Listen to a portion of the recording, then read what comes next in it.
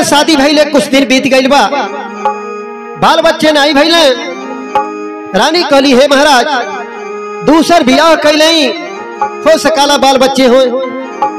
राजा कहले ऐसन बात कबो न कहिया, तोहरे रहते हम दूसर बियाह नहीं कह सकीला। भगवान लिखले हुई हैं एक न एक दिन अमन के आंगन में खुशी हुई। यही समय पर एक द्वारपाल आवता। महाराज जंगल से जंगली जानवर आवता और आज के गोरू बछरू के परेशान करता ने, बहुत मारा तड़े, तूफान मचा देने वाले। राजा कहने फिर कौने बात का देरी बा, सिपाही के बुलावा, जंगल में चल जा, आहो जंगली जानवर के साफ कह दल जा। राजा जंगल में पहुंचल बने, वहां जंगल में सिपाही के साथ छूट गई बा। राजा अकेल हो गई बने, वहां एगो राक्षसी रहत रहल।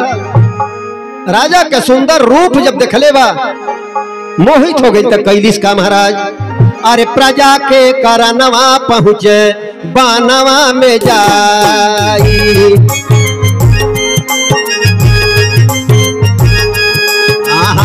प्रजा के करनवा पहुँचे बानवा में जाई।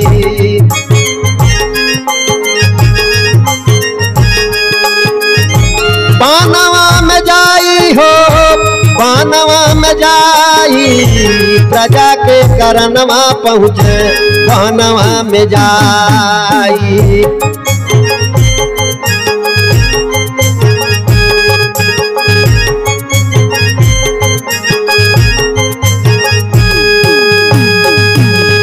वही बनवा में एक राक्षसी दिनवा रह बिताई, दिनवा रह बिताई।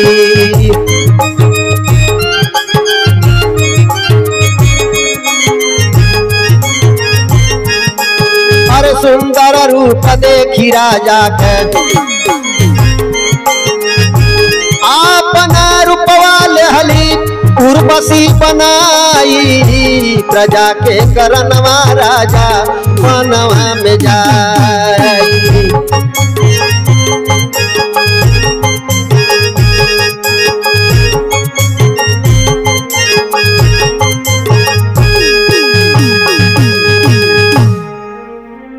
राजा जंगल में जब अकेल हो गई बने, वहां एगो राक्षसी रहत रहल। राजा के सुंदर रूप देखले बा मोहित हो गई। सोचत यह राजा से ब्याह करे के चाहता, लेकिन हम ठहरली भूतनी, हमके देख के राजा खुदा डरा जाई है। या नाते से अपन रूप उर्वशी अप्सरा के तरह एकदम सुंदर बना ले बा और राजा के पास में पहुंचलिया। राजा जब देखना लगना पूछे, हे सुंदरी तू कहां के रहे वाला हो, कैसे यहाँ जंगल में आ गई? वो राक्षसी बतावतिया, पहले आप बताई के हुई, कहां से आ गई? बोला हम तो एक राजा हैं, ये जंगल का जितना जानवर बना ये सब हमारे राज के जानवर के परेशान करता रहे। या नाते आयल बाड़ी ने मार के सफाया करे खातिर।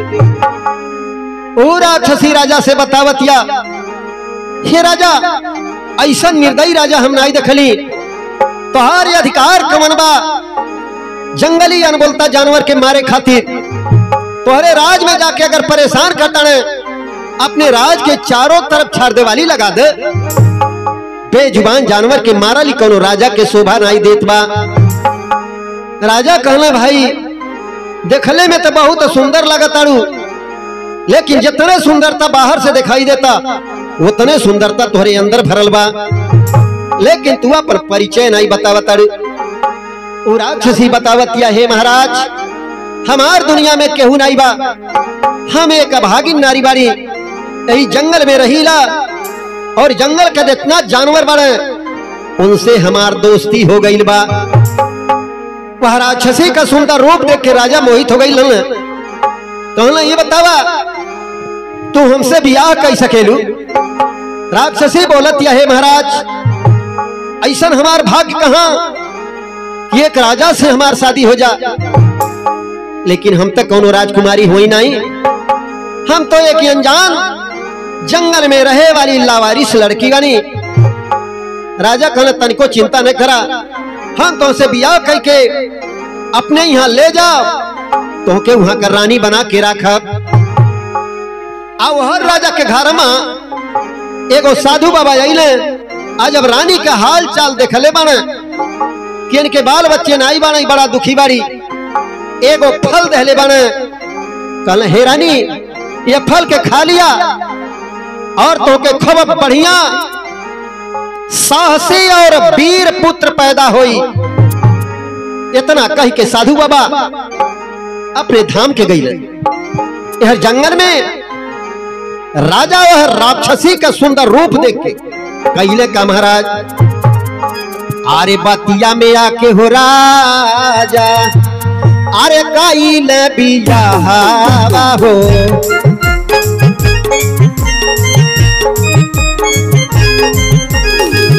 कैले बियाहवा ए रामा, कैले बियाहवा हो।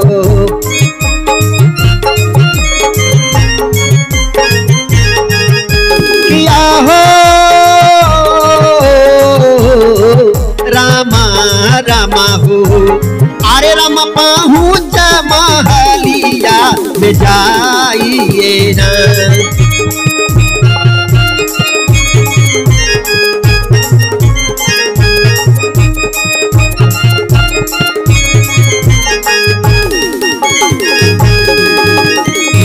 भूखिया सतावे हो जाली वही, थोड़ा सरवाए रामा वही, थोड़ा सरवा हो।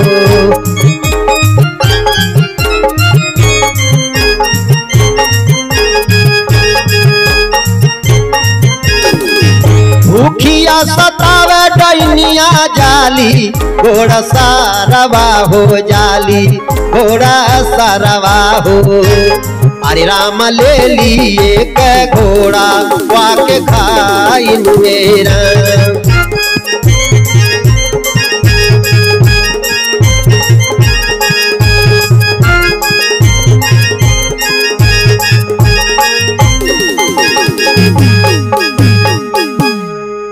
राजा वो सुंदर भूतनी से बियाह कैले ले बने, अपने राजमहल में ले गई बने। लेकिन वो तो केवल अपन सुंदर रूप बनौले रहल, ओके मनई के भोजन कहाँ अच्छा लगाता। रात के समय में अपन रूप टाइन के बनावे, धीरे से घोड़सारे में पहुंच जाए, वहां धीरे से एक घोड़ा के खा ले और ओकर पेट भर जाए। धीरे धीरे राजा की जब बाती के जानकारी लागल, बड़ा कड़ा पहरा लगा देले बने। वह पहरा के बीच वह डाइन के खैले में कुछ सांसत होवे लागल।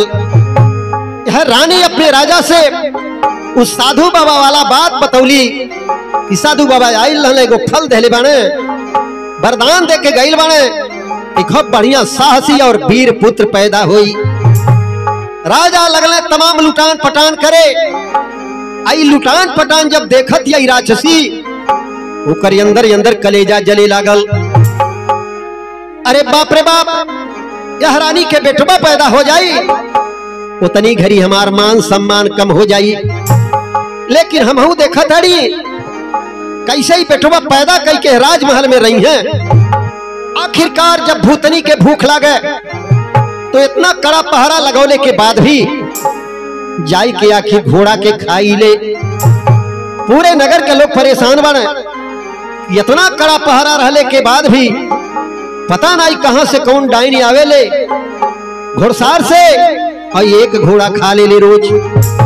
हर डाइनिया कैलिस का महाराज, एगो तीर चलाई बमारा बदुईसी करावाना।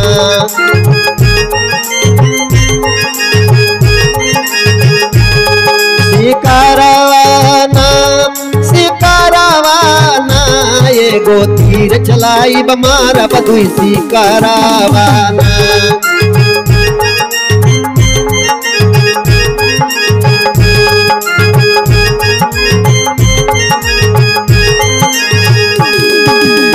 घोड़ावा के खैली हड़वा रानी लगबा वाली।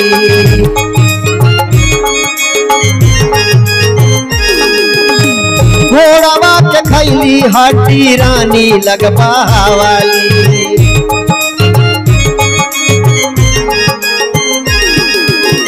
खूनावा लगवली मुँह की नारावाना, अरे खूनावा लगावे मुँह की नारावाना, एगो तीर चलाई मारब दुई शिकारावाना।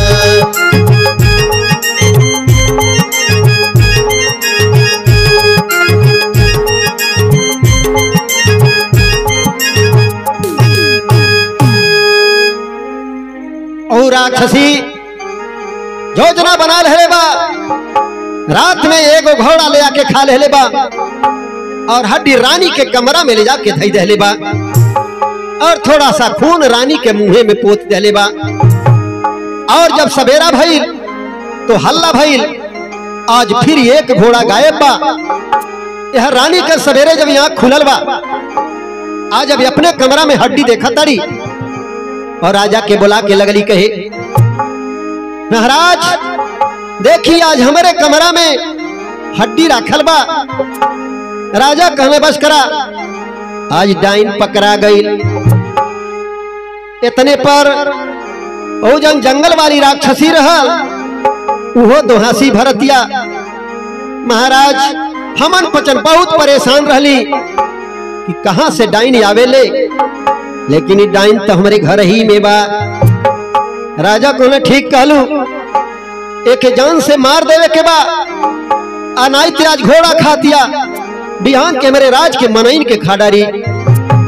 लेकिन राक्षसी कहती, अरे महाराज एकरे पेट में आपका खानदान पलाता, एक साथ दूधू कत्ल हो जाई, ये ठीक नहीं बा। ये पाप हमन के अपने कपारे परे नाई लहल जाई। राजा कहना तब राक्षसी कहती, सबसे बढ़िया ई बा एक आंख निकलवा के आए के जंगल में छोड़ दे जा, आंख रही ना हर हर भटकी, कौनो जंगली जानवर के खा ले, हमन के पाप से भी छुटकारा मिल जाई और या डाइन से भी छुटकारा मिल जाई।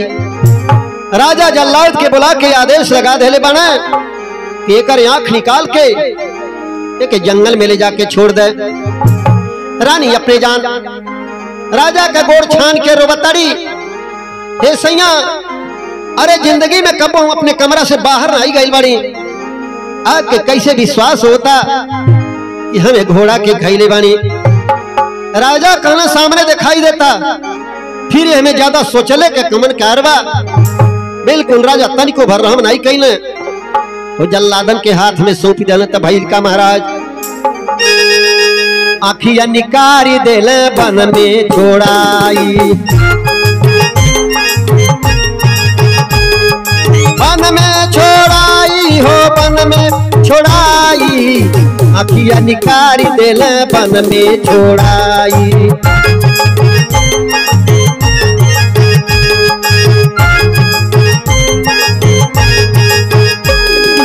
आदिवासी मिल गईले कैले जतनावा, आदिवासी मिल गईले कैले जतनावा।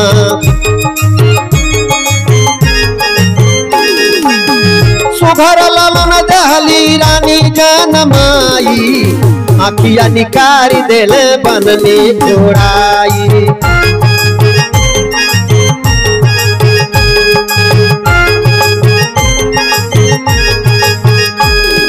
सुगना से यान भइल बाती सब जनल, सुगना से यान भइल बाती सब जनल।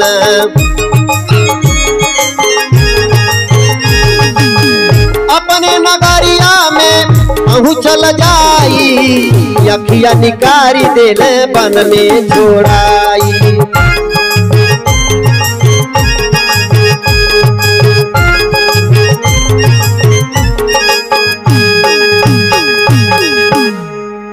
वो रानी के जल्लाद आंख निकाल के राजा के दे दले बने और रानी के जंगल में छोड़ दले बने।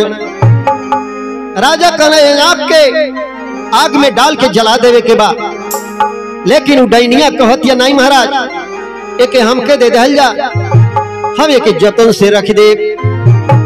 वो डाइन दोनों आंख ले ले बा। रानी जंगल में बिना आंख के हर हर भटकताड़ी, लेकिन ये आदिवासी के सरदार जौन रहल अचानक वह रानी से मिल जात बा। लागल पूछे, हे बहन तू के हो, कैसे जंगल में भटकताड़ू? रानी कहली, अगर हम बता दे कि हम राजघराने से रानी हैं तो ये लोग जाके राजा के जना दिए, हमारे जियले के विपद पड़ जाई। झूठ बोल गई, कहली हमार दुल्हा दूसर बियाह कैल हमें, हमारी आंख निकाल के जंगल में छोड़ दे मरे खातिर। ओ भीलन का सरदार ले जाए के रानी के जतन कैले बा। जब समय भइल, रानी के कोख से खूब बढ़िया सुंदर बालक पैदा भइल। धीरे धीरे उ लइका सियान भइल, बहुत साहसी और वीर भइल। ओकर वीरता देख के उ जौन भीलन के सरदार रहल कहलस कि आज से हमरे गिरोह का सरदार यह लइका रही। लेकिन वो सरदार का लइका जो रहल वही पर झगड़ा कर दलस। बाप रे बाप, हम यहाँ के घरथानी होके हमार हक है, लेकिन बहेतु लइका के यहाँ का सरदार बना जाई। जौने के न दादा का पता बा न गांव गढ़ी का पता बा। इतना बतिया जब सुन ले बा, लइका भागल अपने माई लगे आई। माई हमके बता हमार दादा कहाँ बने और कैसे हम जंगल में आइल बाड़ी। रानी हो लइका से अपन हाल बता दे बा। बाबू हो, फला देश के राजा के हम रानी हई, तू एगो राजकुमार हवा। वह रानी के साथ जौन जौन कहानी भइल रहल उस सब कहानी रानी अपने लइका के बता दे बा। आ ओहर जौन भीलन के सरदार रहल अपने लइका के डांटे लगल। ये बता, तोरी इतना पक्का दोस्त रहल है लइका, लेकिन ते वो के इतना गलत जबान बोल दहले। उड़ीसिया के यहाँ से चल गई, जाके ते वो से माफी मांग। वहू के एहसास हो गई कि हम अपने दोस्त के साथ बहुत बड़ा गलती कैली। भागल आइल भाई हम माफी मांगे खातिर। आए हर जब लइका जान गई कि हम राजा का लइका राजकुमार हुई, हमरे माई के साथ इतना दुर्व्यवहार कैल बा, वो कहलस माई अब हम जाबे अपने गाँव और अपने दादा लगे जा, ये सब बाती के बदला ले। रानी कली बबुआ हो, तोहरे जान के खतरा बा, इतना उतावला हो कि कोनो काम नहीं करा। उनके दोस्त भी समझावे लगल कि इतना उतावला हो के जो उसमें होश ने गंवा दिया, नाई जान के खतरा आ जाई। उ लइका कहलस लोग तनिको चिंता नहीं करा, तू हमारे माई के जतन करिया और हम जाब धीरे धीरे अपने राज में ऐसा गांव विचार से काम करब जौने से हमारे ऊपर खतरा नहीं आवे पाई। वहां से लइका अपने नगर में पहुंचल बा। वहां नगर में एगो बहुत बड़ा बिगड़ायल घोड़ा रहल। क्या हुआ, घोड़ा के सरनाई कई पावत रहल। वहां एगो करामाती तलवार रखल रहल कि जे तलवार के उठा ले वह घोड़ा के सर कई पाई। ये लइका जब पहुंचले बा, आज जब चर्चा देखलस कि करामाती तलवार जे उठा ले वो घोड़ा का सवारी कैले आ राजा कई शर्त बा। कहलस ऐसे बढ़िया मौका नहीं मिली। लइका गइल बा, तुरंत करामाती तलवार उठा ले बा।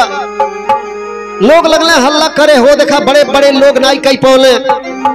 ई लइका तलवार के उठा ले बा, अभी घोड़ा का सवारी कैले। उ लइका तुरंत घोड़ा का सवारी कैले ले बा। घोड़ा तनिको भर हो लइका से बदमाशी नहीं करता। ई सब बतिया जब राजा जान पौले तब भइल का महाराज, अरे लिहल उठाई करा माती तलवरिया राम, अरे तब जाके कैले बिगड़ल घोड़ा के सवरिया राम।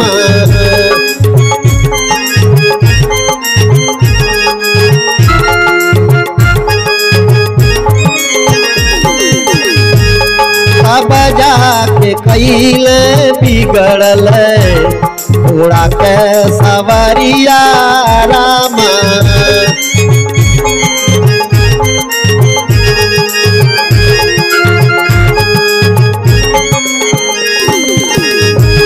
ले गईल सिपाहिए उनके राजा कचहरिया।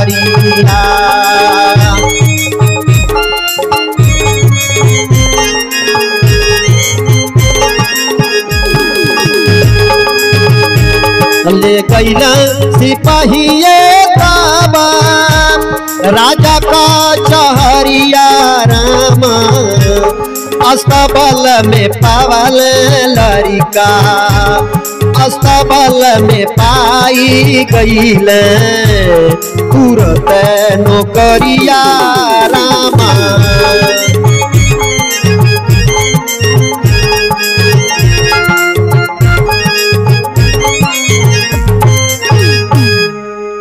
सिपाही और लड़का के ले गए बाटे राजा के कचहरी में, सारा हाल बतौले बने और राजा और लड़का का जब साहस देखले बने कहले ऐसने आदमी का तो जरूरत रहल हमारे दरबार में।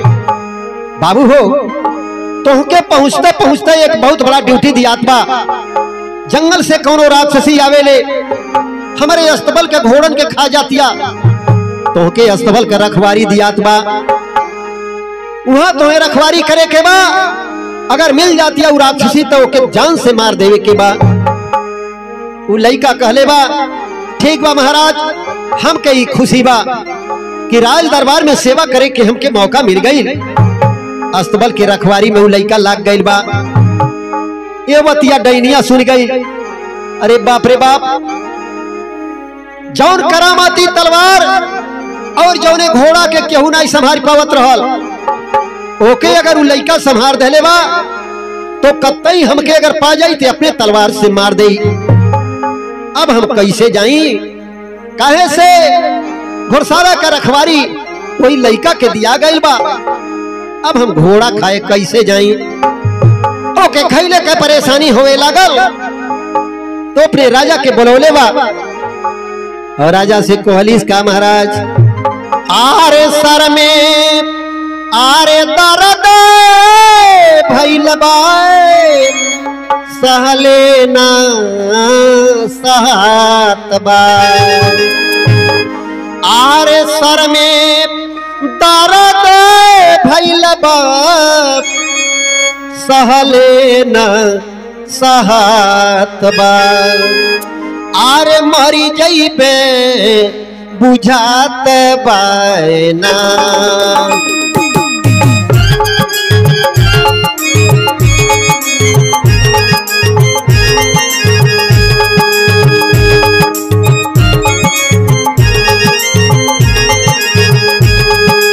सर में दर्द भइल बा सहले न सहात बा। मरी जइबे बुझात बा।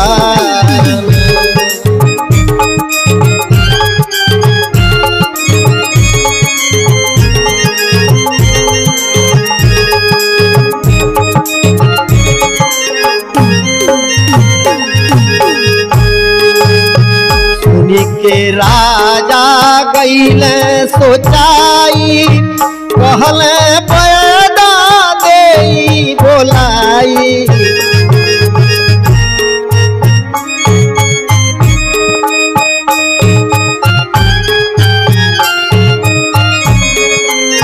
टाइन कहले यहाँ दवाई नाई देखात बा।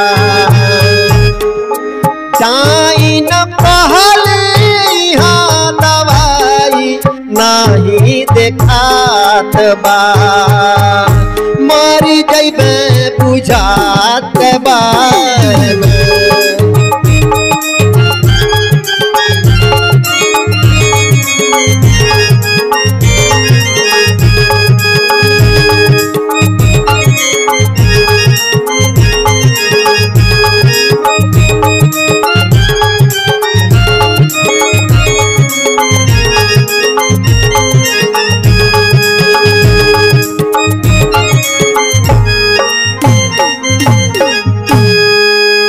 डाइन राजा से कहले भाई सैया सर में इतना तेज दर्द होता कि लागत प्राण बची नहीं।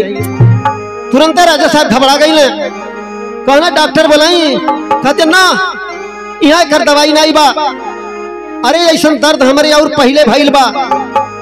राजा कहना तो फिर कैसे ठीक भइल?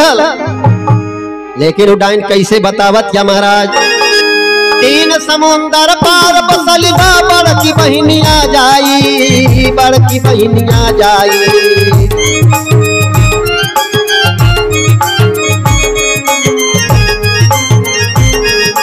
अरे 3 समुंदर पार बसल बा बड़की बहिनिया जाई, बड़की बहिनिया जाई।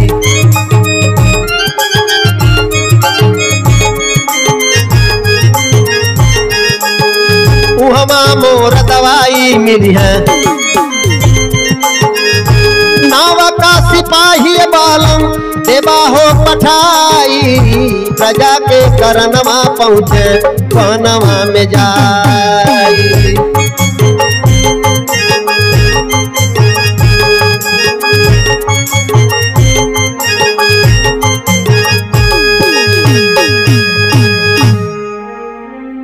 डाइन अपने सैया से बतावतिया, हे बालम पहले भी ऐसा दर्द होत रहा, लेकिन हमार बहन 3 समुंदर पार बसरिया वही एक दवाई बा, वहां से दवाई आवत रहल तो ठीक होत रहल। कहना तब कॉलेज जौन आप यहाँ हो घोड़सारे में नौका सिपाही आइल बा, और ओके अगर भेज दहल जात वो बड़ा साहसी बा, और वहां तक पहुंच जात दवाई लेके आ जात। कौन ठीक बा, हम लड़का के भेज देता वहां से दवाई आने खातिर। इतने में वो डाइन एगो चिट्ठी लिखले बा, आ चिट्ठी लिख के वो लड़का के थमा देले बा। जौने जौने तरह से हमार सर में दर्द बा वही तरह से हम लिख देले बाटी, एक ले जाके हमारे दीदी के दे दी है, और वहां से वो दवाई दे दे।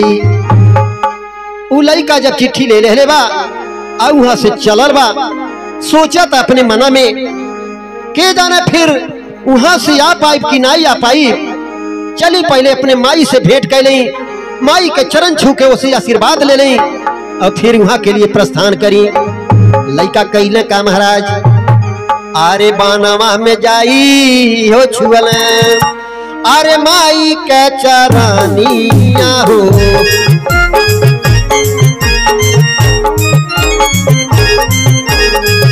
माई का चरनिया ए रामा, माई का चरनिया हो।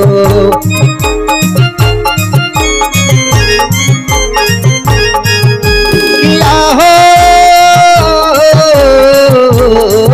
रामा रामा हो, अरे रामा मीतावा गईल बा बेटाई ना।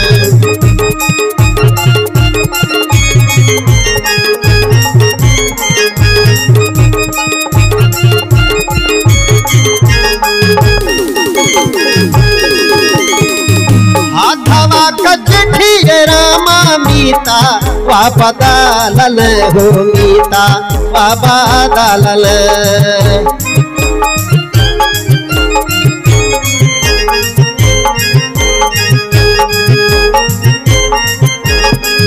हाथवा का चिट्ठी रामा मीता वापा दालला समीता वापा दालला स। अरे रामा खुशी खुशी दिया पठाई मेरा।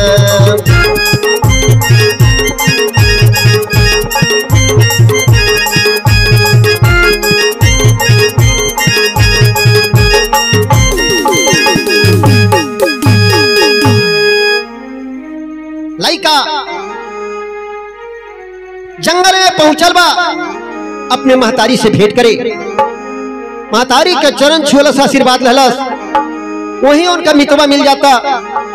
कहलस मीता तनिको भर चिंता न करिया, तोरे महतारी के सेवा में एकदम हम दिनों रात लगल बानी। लेकिन अपन हाल चाल बतावा। उ लड़का सारा कहानी बता गई बा। तब तक देखा था मितवा वह लड़का के हाथे में चिट्ठी। कहलस मीता देखी चिट्ठिया में का लिखल बा। आजा चिट्ठी लेके पढ़ा था तो राक्षसी भाषा में लिखल रहल। मितवा बतावत वह लड़का से, ये मिते ये तो राक्षसी भाषा में लिखल बा, ये चिट्ठिया के लिखल से। लड़का बतावत बा जो नौकी रानी घर में बा वह चिट्ठिया लिखली से। लड़का कहता हमें शक होता मिता कि राक्षसी उहे बा, घोड़न के खाए वाली उहे बा। काहे से राक्षसी भाषा में चिट्ठी लिखे वाला दूसर केहू लिख नहीं पाई, केवल राक्षसे लिखी। लेकिन गनीमत कहा हम राक्षसी विद्या जानी ला, यही नाते हमें के पढ़ पौली। या चिट्ठिया में लिखल बा कि ये दीदी हमार मूड उड़ नहीं फिरा था, हम एकदम ठीक ठाक बाटी, तनिको चिंता न करिए। ये जौन आदमी जात बा एक जहर दे के वही मुआदी है। आगे लिखल बा हमें, ये दीदी हमार प्राण वहां सही सलामत बा कि नहीं, जवन सामान हम तो के दहले रहली वो दोनों आँख जतन कई के धैले बारे कि नहीं। इतना बतिया जब मितवा पढ़ले बा कहल से मिते हमके लागत बा तुहरे माई के अखिया वही जगह पर बा जहां तू जाता रहा, और हमके यह बाती के शक लागता कि एकर प्राण एकरे दीदी लगे बा जहां तू जाता रहा। लेकिन ला हम एगो दूसर चिट्ठी लिख देतानी जौने से वहां पहुंचले परे तोहार पूरा मान सम्मान होवे लगी। वह चिट्ठी के बहा के मितवा दूसर चिट्ठी लिख देले बा, आउ चिट्ठी लिखे आउ लइका वहां से चलल बा। तब भइल का महाराज, अरे होई के सवार कुंवर आरे घोड़ावा उड़ावा,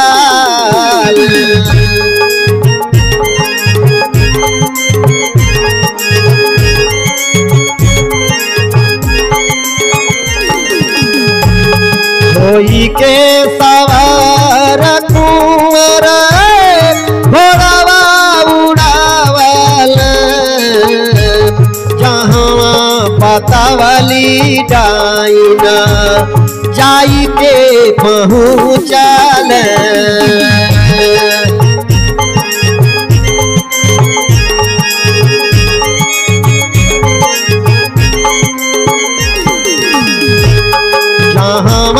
बतावली डाइना जाय के पहुँचल,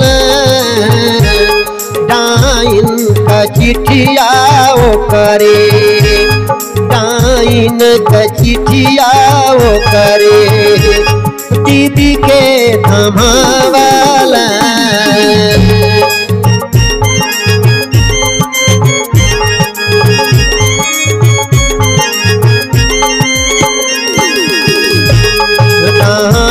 का चिट्ठिया वो करे दीदी के थमावला, पढ़ली त कुंवर उहवा, पढ़ली त लड़का उहवा, पहुना हो गईल।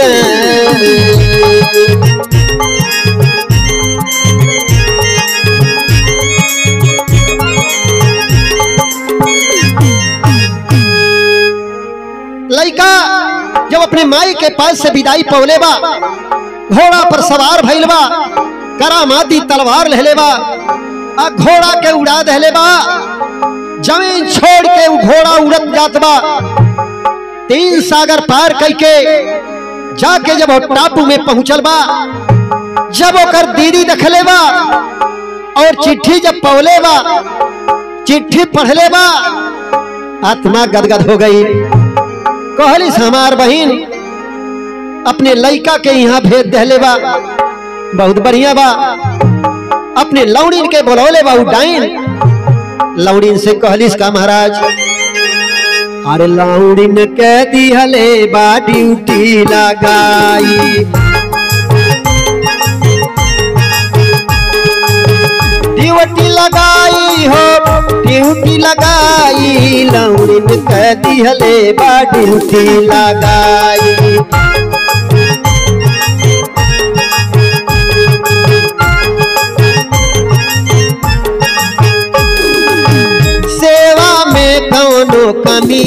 नहीं करिहा।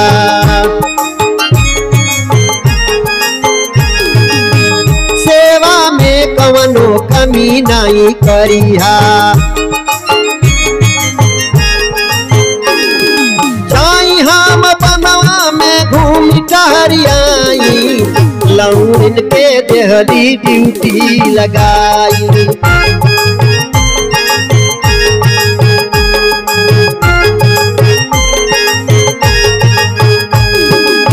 लौंडिन से कुंवर बतिया मिलवल,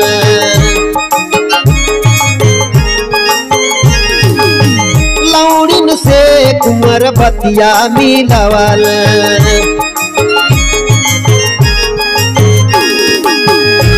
जुहवन के तब दिहला मुआई, लौंडिन के देहली ड्यूटी लगाई।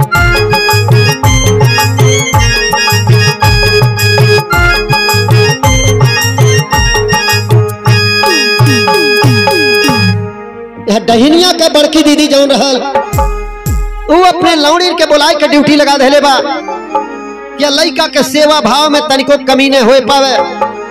हमरे यहाँ के अतिथि हो, मेहमान हो, हम जाता नहीं तनी जंगल में घूम टहरियाई। डैनिया चल गई है जंगल में घूमे। लइका वह लौंडी से लागल पूछे, देखले में तू इतना सुंदर लगताड़ू, मनई के तरह लगताड़ू, फिर यह डाइन के चंगुल में कैसे फंस गलू? तोहार घर द्वार कहाँ है? तू के हऊ? अपन परिचय बतावा।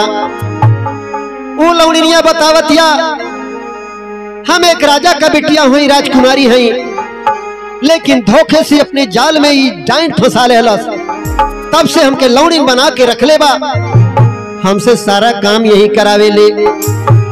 लेकिन या अपन परिचय बतावा और तू के हवा? लइका बतावा था, हम हूँ एक राजा का लइका हुई। अपन सारा कहानी हो लौंडी से बता गई बा। लौंडिनिया कहत या फिर जान बूझ के काल के मुंह में काहे तू चली अइला?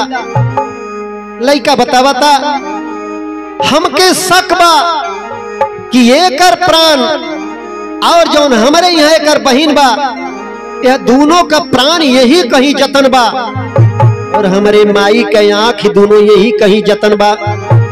वही के तलाश में हम यहाँ आयल बानी। वो लौंडिनिया बतावतिया, हे राजकुमार, अगर ऐसन बात बा तो हम बतावतानी। यहाँ से उत्तर साइड में एगो गुफा बा, गुफा के अंदर एगो पिंजरा बा, और पिंजरा में 2 गो चूहा बाड़े, एक ठो काले रंग के बा, एगो सफेद रंग के बा। जौन काले रंग के बा वो हमारे कर बड़की का प्राण बसाला, और जौन सफेद रंग के बा उनमें जौन तोहरे यहाँ छोटकी बा ओकर प्राण बसाला। लड़का कहलस लौंडी से, जब इतना जाना ताड़ू तो काहे वह चूहन के मुआ नहीं दहलू? लौंडी बोलत या, गुफा के दरवाजे पर एक मंत्र से परोरल तार लगावल बा, ओके पार करे के हमार हिम्मत नहीं बा। लइका वहां लौंडी के लेके वहां गुफा के दरवाजे पर पहुंचल बा, अपने करामाती तलवार से वह तार के काट दले बा, अंदर गइल बा। आज जब देखले बा पिंजरा में 2 ठो चूहा, सबसे पहले काला चूहा के मुआ दहले बा। बड़की बहिन होकर वही जंगल में मर जातिया। ओकरे बाद जो सफेद चूहा रहल, लइका ओके मार देता। ओके मरते भर में यहाँ राजा के घरे जौन ओकर छोटकी बहिन डाइन रहल, सुंदरी रूप में वहां रहल, वो अपने डाइन के रूप में आए के वही मर जातिया। लइका वह लौंडी से बतावता, हमारे माई का 2 गो आंख बा, पता लागल यही कहीं बा। लौंडिनिया भेद बतावतिया, एगो छोट के बक्सा वही कोने में धइल बा, हमहू के शक बा वही बक्सा में आंख बा। वो लइका जाके वो बक्सा लग पहुंचल बा। जब ही अपन करामाती तलवार छुओले बा, वो बक्सा खुल जाता। देखा तो हमें वह रानी का दोनों आंख धइल रहल। लइका वो दोनों आंख ले लेले बा, और जब जान गए कि लौंडी राजकुमारी है, तो राजकुमारी के अपने साथ में ले लेले बा, और वहां से रवाना हो जात बा। करीना साथे अखिया लेके चलल सुगनावाना।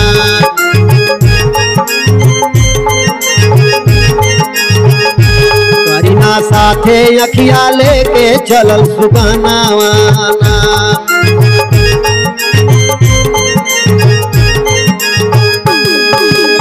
राजा का चहरिया में जाई के पहुँचल।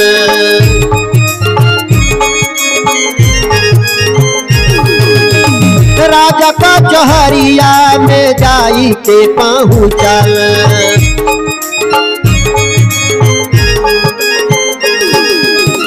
राजा का मकान भइल मनावाना। राजा का मकान भइल मनावाना। करीना साथे अखिया लेके चलल सुगनावाना।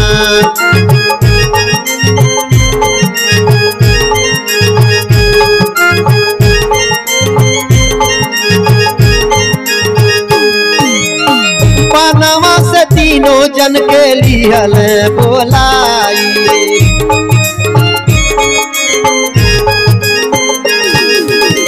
पनवा से तीनों जन के लिहल बोलाई।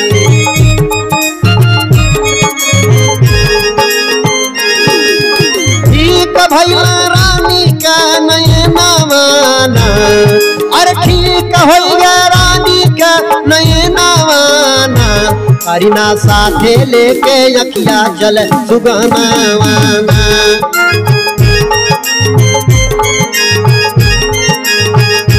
करीना साथे अखिया लेके चलल सुगनावाना।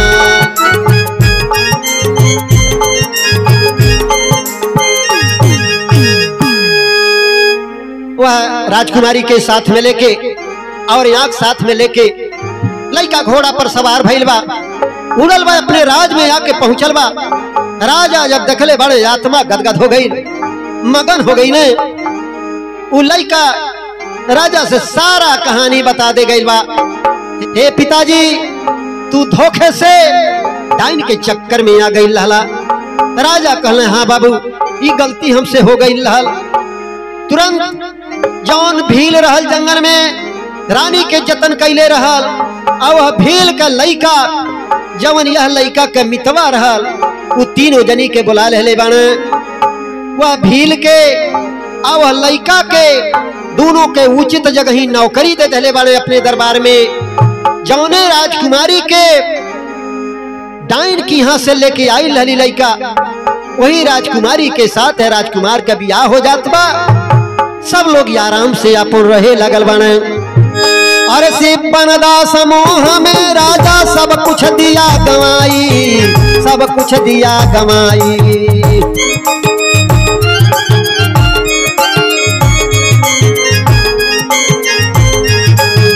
लायक बेटा वापिस लैल। आई के बियाहवा दिहल राजा बनाई। प्रजा के करनवा पहुँचे वनवा में जाई।